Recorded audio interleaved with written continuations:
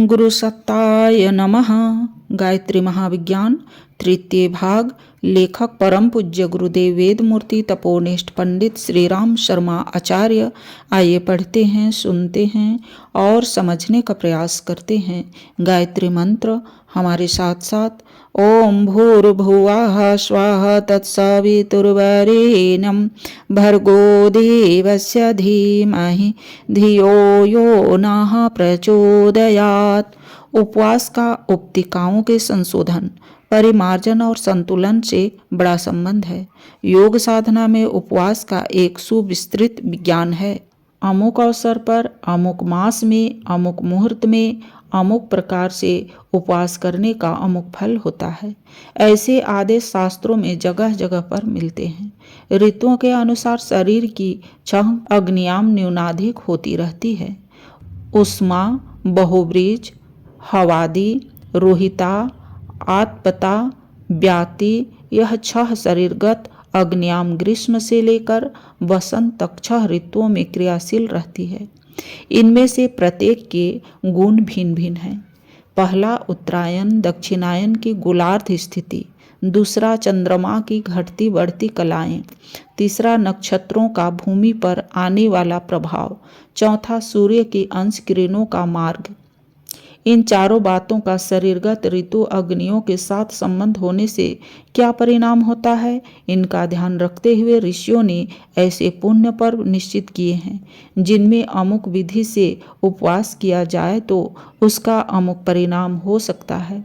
कार्तिक कृष्ण चौथ, जिसे करवा चौथ कहते हैं, उस दिन का उपवास दाम्पत्य प्रेम बढ़ाने वाला होता है, क्योंकि उस दिन की गोलार्ध स्थिति, चंद्र कलाएं, नक्षत्र प्रभाव एवं सूर्य मार्ग का सम्मिश्रण परिणाम शरीरगत अग्नि के साथ समन्वित होकर शरीर एवं मन की स्थिति को ऐसा उपयुक्त बना देता है जो दाम्पत्य सुख को सुदृढ़ और चिरस्थायी बनाने में बड़ा सहायक होता है। इसी प्रकार के अन्य व्रत उपवास हैं जो अनेक इच्छाओं और आवश्यकताओं को पूरा करने में तथा बहुत से अनिष्टों को टालने में उपयोगी सिद्ध होते हैं। उपवास के 5 भेद होते हैं।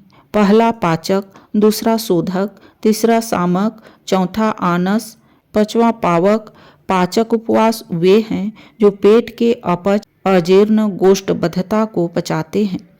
शोधक वे हैं जो रोगों को भूखा मार डालने के लिए किए जाते हैं, इन्हें लंघन भी कहते हैं। सामक वे हैं जो कुविचारों, मानसिक विकारों, दुष्प्रवृत्तियों एवं विकृति उपतिकाओं का शमन करते हैं। आसन वे हैं जो किसी विशेष प्रयोजन के लिए दैवी शक्ति को अपनी ओर आकर्षित करने के लिए किए जाते हैं। पावक वे हैं जो पापों के प्रायश्चित के लिए होते हैं। आत्मिक और मानसिक स्थिति के अनुरूप कौन सा उपवास उपयुक्त होगा और उसके क्या नियमोपनियम होने चाहिए, इसका निर्णय करने के लिए सूक्ष्म विवेचन की आवश्यकता है। साधक का अन्वय कोश किस स्थिति में है, उसकी कौन उपतिकाएं विकृत हो रही है, किस उत्तेजित संस्थान को शांत करने एवं किस मर्म स्थल को सतेज करने की आवश्यकता है, यह देखकर निर्णय किया जाना चाहिए कि कौन व्यक्ति किस प्रकार का उपवास कब करे। पाचक उपवास में तब तक भोजन छोड़ देना चाहिए जब तक कि कड़ाके की भूख न लगे। एक बार का, एक दिन का या 2 दिन का आहार छोड़ देने से आमतौर पर कब्ज पक जाता है। पाचक उपवास में सहायता देने के लिए नींबू का रस, जल एवं किसी पाचक औषधि का सेवन किया जा सकता है। शोधन उपवासों के साथ विश्राम आवश्यक है। यह लगातार तब तक चलते हैं जब तक रोगी खतरनाक स्थिति को पार न कर ले। औटा कर ठंडा किया हुआ पानी ही उसे उपवासों में एकमात्र अवलंबन होता है। सामक उपवास दूध, छाछ, फलों का रस आदि पतले, रसीले, हल्के पदार्थों के आधार पर चलते हैं।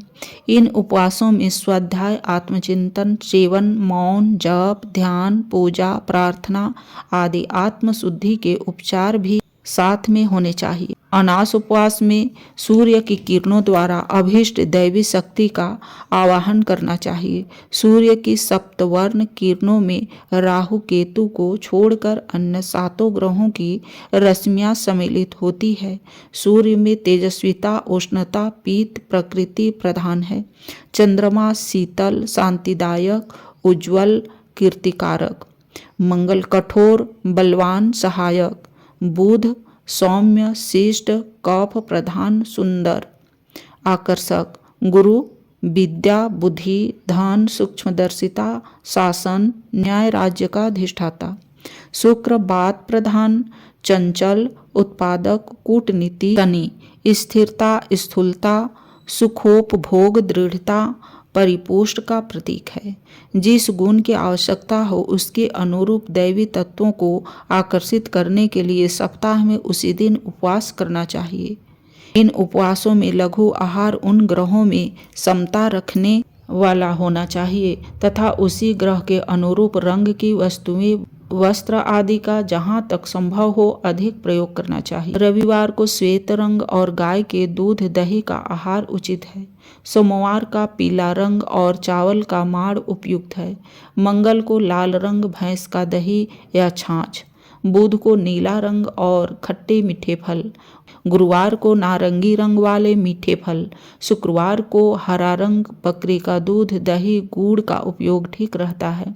प्रातःकाल की किरणों के सम्मुख खड़े होकर नेत्र बंद करके निर्धारित किरणें अपने में प्रवेश होने का ध्यान करने से वह शक्ति सूर्य रश्मियों द्वारा अपने में अवतरित होती। अवश्य उपवास प्रायश्चित स्वरूप किए जाते हैं। ऐसे उपवास केवल जल लेकर करने चाहिए। अपनी भूल के लिए प्रभु से सच्चे हृदय से क्षमा याचना करते हुए भविष्य में वैसी भूल न करने का प्रण करना चाहिए। अपराध के लिए, शारीरिक कष्ट साध्य, तितिक्षा एवं शुभ कार्य के लिए इतना दान करना चाहिए जो पाप की व्यथा को पुण्य की शांति के बराबर कर सके। चंद्रायन व्रत, कृच्छ चंद्रायन आदि ये पावस व्रतों में गिने जाते हैं। प्रत्येक उपवास में यह बातें विशेष रूप से ध्यान रखने की है।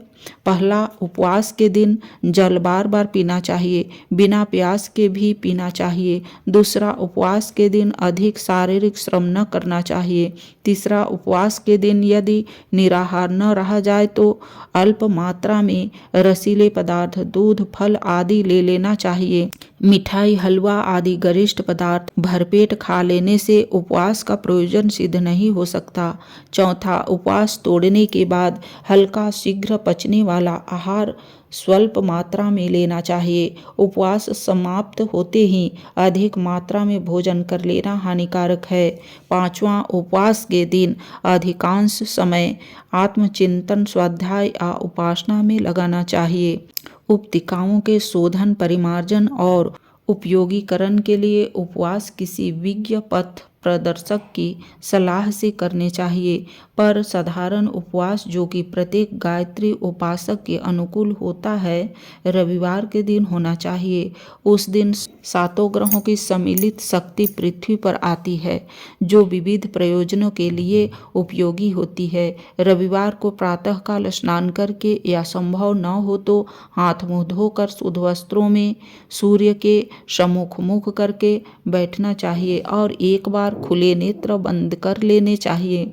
इस सूर्य के तेजपुंज रूपी समुद्र में हम स्नान कर रहे हैं, वह हमारे चारों ओर ओतप्रोत हो रहा है। ऐसा ध्यान करने से सविता की ब्रह्मा रश्मियां अपने भीतर भर जाती है। बाहर से चेहरे पर धूप पड़ना और भीतर से ध्यानकर्षण द्वारा उसकी सूक्ष्म रश्मियों को खींचना उपतिकाओं को सुविकसित करने में बड़ा सहायक होता है। यह साधना 15-20 मिनट तक की जा सकती है। उस दिन श्वेत वर्ण की वस्तुओं का अधिक प्रयोग करना चाहिए। वस्त्र भी अधिक सफ़ेद ही हो। दोपहर के 12 बजे के बाद फलाहार करना चाहिए। जो लोग रह सकें वे निराहार रहें। जिन्हें कठिनाई हो वे फल, दूध, शाक लेकर रहें।